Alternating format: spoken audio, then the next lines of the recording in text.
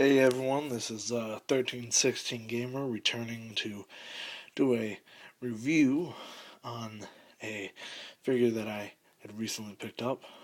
This is the new 52 Deathstroke from DC Collectibles. Uh, Great figure. I mean, probably, I don't know, this is probably my favorite figure that I own because Deathstroke, easily my favorite character. I mean, there's many. I mean, as you can see, got the Joker. A little Joker corner right here. Joker is definitely one of my favorites, but I believe Deathstroke is probably in the number one spot right now.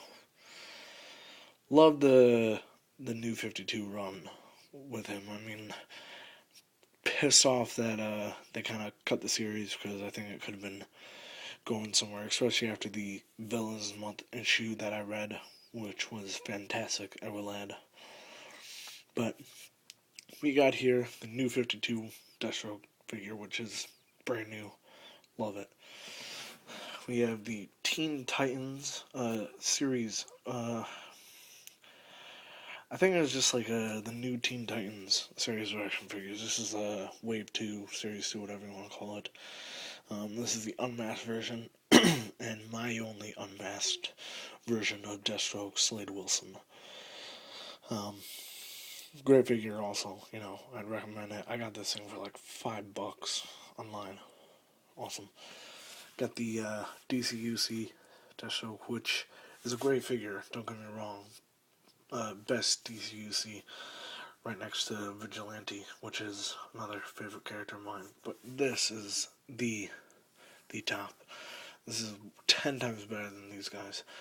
Um, you know, which is just amazing. I mean, probably also the fact that it's a new 52 design, which is very cool. Loved it. This guy is fantastic. Let's move this guy out of the way here. So yeah, Tigers. Got my Tigers memorabilia. Got Denny McClain signed baseball. If any of you people out there actually know who Denny McClain is or know what baseball is, because I'm sure some of the people who watch my videos probably don't or don't pay attention to it. But this is Denny McClain from the 1968 World Series Tigers team. Extremely, extremely good. Won the series in '68 with the help from that guy right there. If you know who he is and you know how he helped out. Got my little Tigers bear. Got that. And I don't know, just an old. I think it's an old first baseman's glove. Maybe not first baseman's, but yeah, I think it might be old glove. Just had it there. It's kind of cool. But yeah, let's move this guy out of the way here too. Right? And he comes off his base. Yeah, that's the one thing you gotta watch out, because the peg starts off like kind of small for the thing. So when you put it on, it kind of expands the hole and falls off. But alright, now this guy came with no base whatsoever, which is I don't know. I wish he came with a little Deathstroke base. That would have been cool. But they're not doing bases anymore, or at least that I've seen. But this guy is fantastic.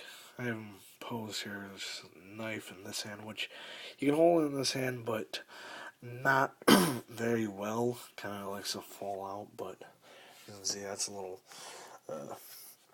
Right here is a little sheath or whatever to hold his knife. I guess it would be called a sheath. I don't know. Any of you blade knife aficionados out there know what it's exactly called? Yeah, I'm trying to get this knife out of his hand. He holds it very well in that hand. And he wants to fall over. Alrighty. Let's get a look at that knife for a second. Let me try and... There we go, focus on that. You can see the saw blade there. It's a little cutout.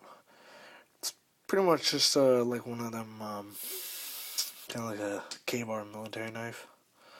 Just a little stylized.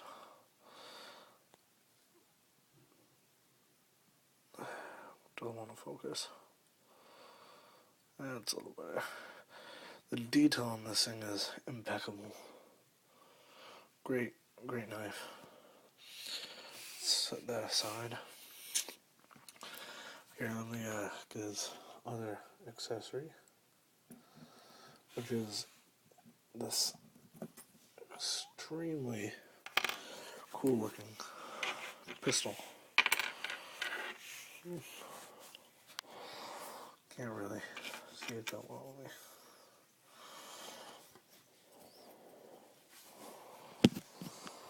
Yeah.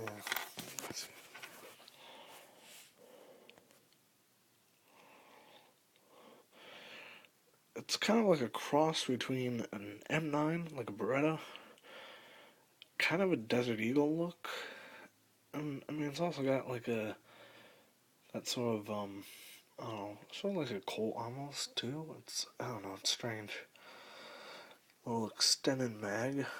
Looks like probably like a flashlight or like a laser on the end there. Extremely large muzzle enhancer. But yeah, it's cool looking. That side. Final accessory that he comes with, not including the badassness of Deathstroke, which is an accessory with like every Deathstroke figure you get, but this one especially with trying to get him to stand up. Yeah, he does need a base, I would say.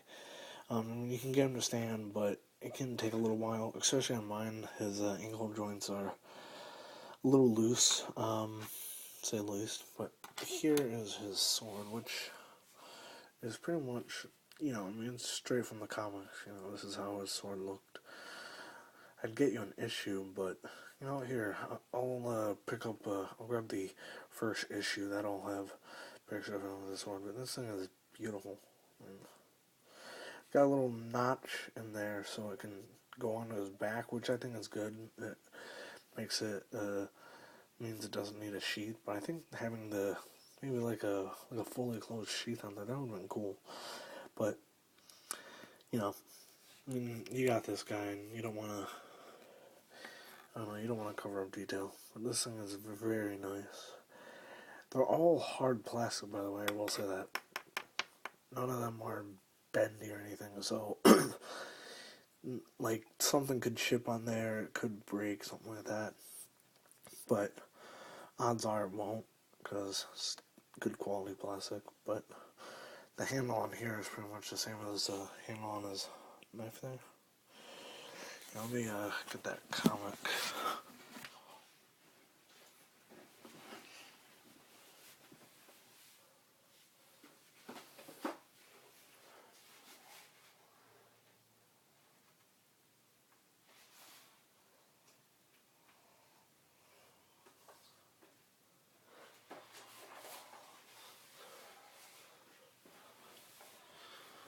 So, here is the comic I was talking about. The Deathstroke #1. And there is the sword right there, which you can clearly tell. Very good representation from the figure to there. And see, that's a different dagger that he has there. It's similar in design, but not really. Probably switches it up. I mean, this actually almost looks a little bit like the dagger that Ravager used, somewhat, if I can remember correctly. Correct me if I'm wrong. I probably am. But Deathstroke #1, great comic, and this issue was fantastic. I mean, makes you root for the bad guy, which is why I love Deathstroke. You can root for the guy who,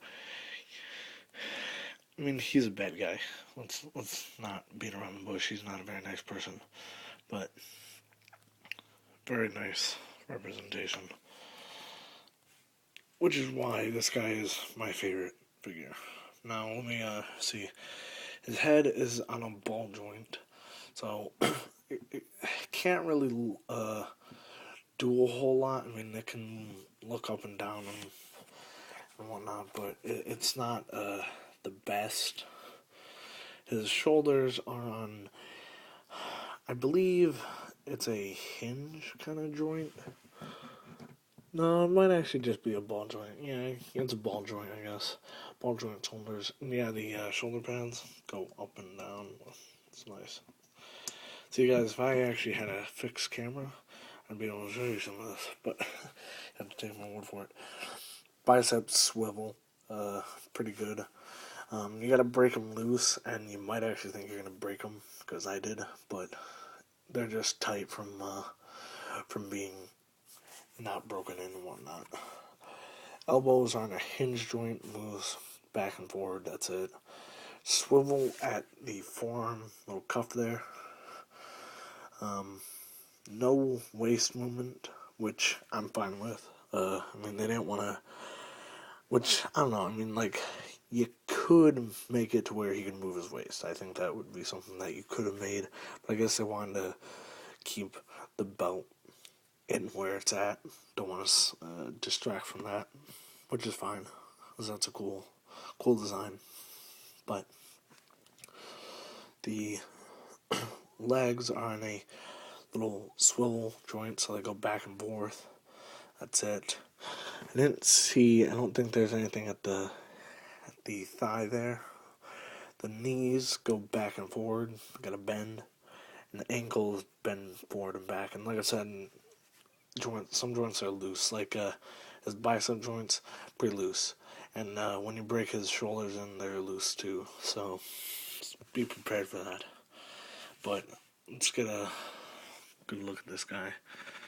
Look at that face. That is the face of evil right there. You're looking at it. See, I didn't even notice any. Yeah, I didn't even notice this before on the figure with the little grooves in there on the top of his mask. Oh, that's gorgeous. I wish they he came with like an alternate head to where like the mask is open, because that would have been cool. Or like just Slade Wilson head. That would have been fantastic. This guy is awesome. His gauntlets on this side came a little warped on the packaging, but that's not too bad. This side was perfect though, untouched. Maybe just the way that they had him in the package. But I mean, this is totally the Deathstroke that you want. Deathstroke, in my mind, kicked the shit out of Batman, which he has before. And I still think what happened in Arkham Origins, he should have beaten Batman up pretty damn easy. But, it's a different discussion, different day. But this is the New 52 Deathstroke figure, which is fantastic. If you like Deathstroke, buy it. If you like figures, buy it. Come on, just be honest. You like comic books. If you're a comic book guy, you gotta get this. This is an extremely accurate depiction and representation of Deathstroke. Like, now that I have him, I might not, no, I'm just kidding. I'm probably going to be planning on getting the Deathstroke Artifacts Kotobukiya statue, which is pretty nice. Looks great, and on that one, yeah. You can flip up the mask and see his face underneath, which is probably how I'm going to display it. Just because I think that's kind of badass. But this is just fantastic. Go out and buy it. Right? 1316 Gamer. I just want to let you guys know I'm going to come out with some more videos. Planning on doing some more reviews, but I mean, money's tight, so I'm not getting a whole lot of stuff lately. But I'm going to definitely try and do some more reviews. Get my little Joker lenticular back there, which is I think I bagged and boarded all of them, but that's definitely one that I'm gonna want to bag and border because that's gonna be worth something someday. I'm sure. I mean, that's Joker. Come on. Joker is probably one of the only characters who has died, came back, died again, came back. You know, come on, how many times does that happen? Besides being a racial ghoul. But peace, everyone. You know, stay cool, keep collecting, and I'll hit you guys up on another video at some point soon here. Out.